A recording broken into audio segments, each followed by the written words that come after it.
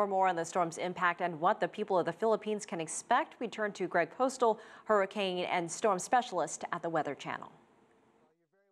Unfortunately, it's going to be a very dangerous situation for the Philippines beginning late tonight and then lasting through much of tomorrow as this super typhoon closes in on the island. So let's have a look at the latest advisory, essentially from the Joint Typhoon Warning Center, still estimated to have winds of about 150 miles per hour.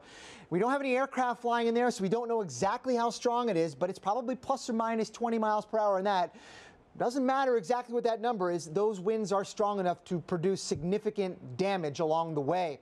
Here's what it looks like on the satellite picture. There is the center of circulation, and there are some signs that perhaps it's weakening a little bit. We've lost that eye, and some of those big thunderstorms surrounding it seem to have weakened a little bit.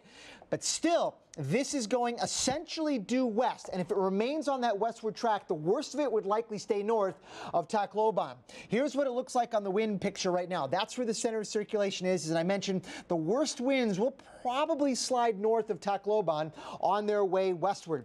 Here's a close-in shot of one model that actually brings the storm a little bit farther to the south and some very bad conditions into Tacloban, but although that's one scenario, probably it's not the most likely one. We think instead it will slide to their north, but then bring very bad conditions along the way across the entire region, including Manila early on Monday, perhaps as a significant tropical cyclone, still with winds maybe near 100 miles per hour in places as it moves on toward the west. So again, very bad conditions tonight, beginning in parts of the Philippines and then continuing all through the weekend with lots of heavy rain. We know perhaps as much as a foot of rain, maybe even more than that in places.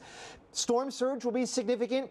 Destructive winds, pretty much strong enough to destroy anything really in its path along the way. And of course, landslides and mudslides will be a hazard too. So this is a human story that we're going to have to follow very closely. And unfortunately, a lot of suffering and potentially loss of life will go along with this. So hopefully they'll be prepared for the best. Back to you.